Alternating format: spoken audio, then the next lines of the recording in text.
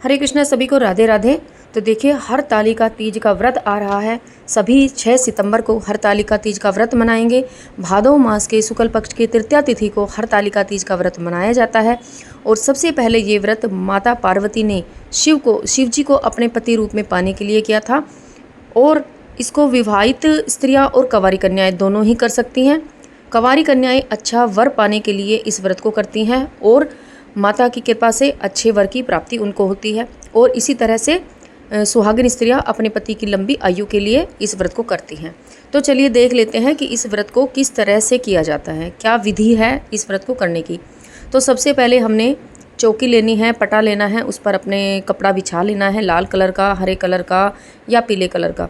तो अपने मंदिर में जो विराजमान है शिव पार्वती, शिव परिवार की जो फ़ोटो है, उसको आपको कुछ पुष्प रखकर चौकी पर विराजमान कर लेना है।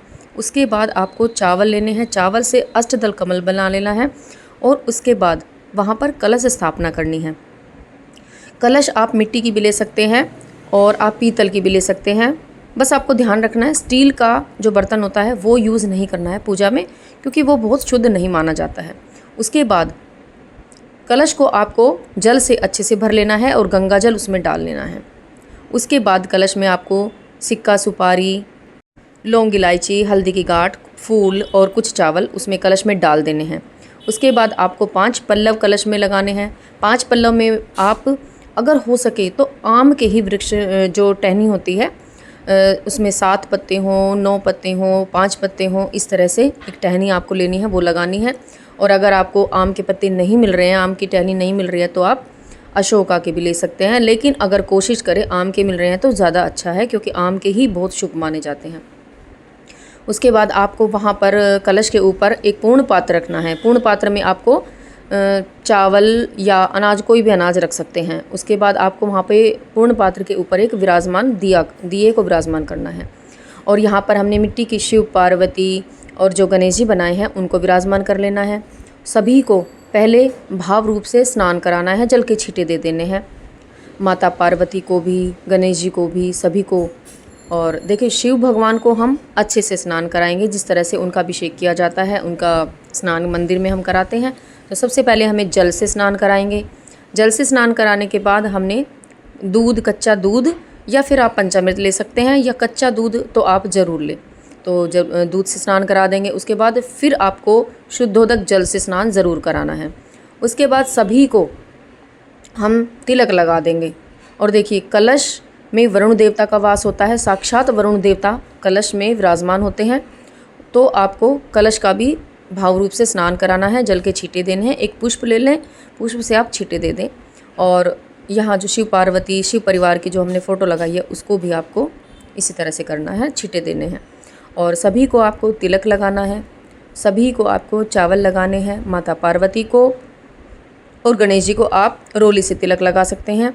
और भगवान भोलेनाथ को आप रोली से तिलक नहीं लगाएंगे, आप चंदन से तिलक लगाएंगे। चंदन का तिलक भगवान भोलेनाथ को बहुत ही प्रिय होता है, तो आप चंदन का यूज़ करें। और उसी तरह से सबको चावल अर्पित कर देने हैं। उसके बाद आप सभी को वस्त्र रूपी कलावा अर्पित करना है। और सबसे पहले अपने दिए को आपको प्रज्वलित करना है। दिए में आप 2 बाती भी लगा सकते हैं, क्योंकि देखिए, जो शिव पार्वती होती है उनकी हम पूजा करते हैं। शिव पार्वती की पूजा आप कभी भी मंदिर में भी अगर करते हैं तो वहाँ जोड़े से दीपक, जोड़े की ही बाती लगाई जाती है, वो बहुत ही अच्छी होती है। तो शिव पार्वती की पूजा में आप जोड़े की बाती लगाएं, तो आप 2 बाती भी लगा सकते हैं। और दीपक आपको ऐसा लेना है कि थोड़ा सा बड़ा हो और पूरी रात आपका ये दीपक जलता रहे, अखंड दीपक पूरी रात जलता रहे। और इसी के बाद हमें अपनी जो कलश है, वरुण देवता हैं, उनके कलश के मुख पर आपको कलावा बांध लेना है। और दिए में ज़्यादा सा घी भर दें, ताकि अच्छे से पूरी रात आपका दीपक जलता रहे।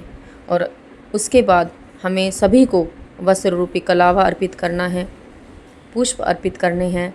अपने जो भी आपके पास पुष्प हैं, पुष्पों से अच्छे से भगवान को, भगवान की चौकी को सजा देना है, अपने कलश को सजा देना है। सभी शिव परिवार की जो फ़ोटो हमने लगाई है उनको पुष्प अर्पित करने हैं, सभी पर पुष्प अर्पित करने हैं। और भगवान भोलेनाथ पर चढ़ाने के लिए आपने जो जो भी सामान लिया है, देखिए उन पर भांग चढ़ती है, धतूरा चढ़ता है, आंकड़े के फूल चढ़ते हैं, गुड़हल के फूल हैं तो वो आप चढ़ाइए, शमी वृक्ष चढ़ाइए और बेलपत्र आपको अवश्य रूप से चढ़ाना है। और जब बेलपत्र आप चढ़ाते हैं तो उन पर आप तिलक अवश्य करें। आप कुछ लिख भी सकते हैं, राम राम या ओम, आप कुछ भी लिख लें। और जो चिकनी परत होती है उसको टच करते हुए ही आपको शिवलिंग पर टच करते हुए इस तरह से चढ़ाना है। और उसके बाद कनेर के पुष्प आप भोले बाबा पर चढ़ाइए। कनेर के पुष्प बहुत ही भोले बाबा को बहुत ही ज़्यादा प्रिय होते हैं और जब हम इनका कनेर के पुष्पों से श्रृंगार करते हैं तो बहुत ही सुंदर हमारे भोले बाबा लगते हैं। और देखिए इत्र ज़रूर लगाइए आप भोले बाबा को, सुगंधित चीज़ें बहुत ज़्यादा प्रिय हैं। और दोनों गणेश जी को और भोले बाबा को आपको जनेऊ अर्पित करना है, वस्त्र रूपी कलावा अर्पित करना है। और अगर आपके पास अगर भस्म है तो आप भस्म भी ज़रूर चढ़ा सकते हैं। भस्म घर पर भी बहुत ही आसान तरीके से बनाई जाती है। और उसके बाद आपको 5 फल भगवान को अर्पित करने हैं।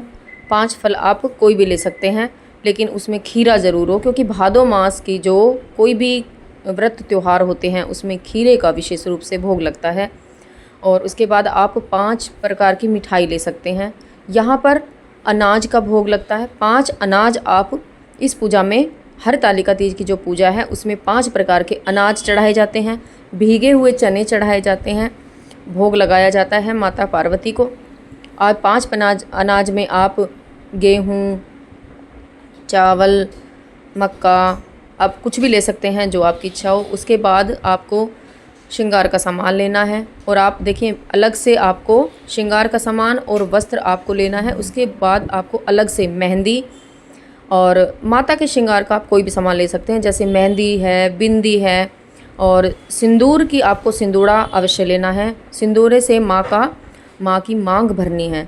आप 5 बार, 7 बार, कितनी बार भी मांग भर सकते हैं माँ की, और ये आपको ज़रूर करना है। इस व्रत में ये इस तरह से खासकर ये पूजा की जाती है। और मेहंदी अगर आपके पास आप ले रहे हैं तो माता के हाथों में आपको मेहंदी अवश्य लगानी है। माँ की आपको हाथ में, कलाई में आपको मेहंदी ज़रूर लगानी है। और जो भी आप श्रृंगार का सामान ले रहे हैं, आप अगर बिंदी ले रहे हैं अलग से माँ की, तो आप बिंदी माँ के मस्तक पर आपको ज़रूर लगानी है। चुनरी, सुंदर सी माँ को चुनरी उड़ानी है। आपको माता का सुंदर सुंदर श्रृंगार करना है। और देखिए इस व्रत में फुलेरा बनाया जाता है। फुलेरा होता है एक झूमर, जिस तरह से झूमर होता है, बहुत ही शुभ माना जाता है फुलेरा बनाना। मैं देखिए ये वीडियो सिर्फ आपको दिखाने के लिए ही बना रही हूँ, तो मैंने हल्का सा फूलों से डेकोरेशन पीछे की है, आपने दिख रही होगी। तो लेकिन इसमें जो झूमर होता है उस तरह से ऊपर, जहाँ हम पूजा कर रहे हैं, पूजा के ऊपर झूमर फुलेरा बनाया जाता है। फुलेरा फूलों से बनाया जाता है। बीच बीच में अशोका के वृक्ष पत्ते लगाए जाते हैं, तो बहुत ही सुंदर होता है वो। और अगर हो सके तो आप ज़रूर बनाइए। और देखिए माता को भोग लगाने के लिए आपको क्या करना है, एक इसमें सूक्ष्म हवन किया जाता है।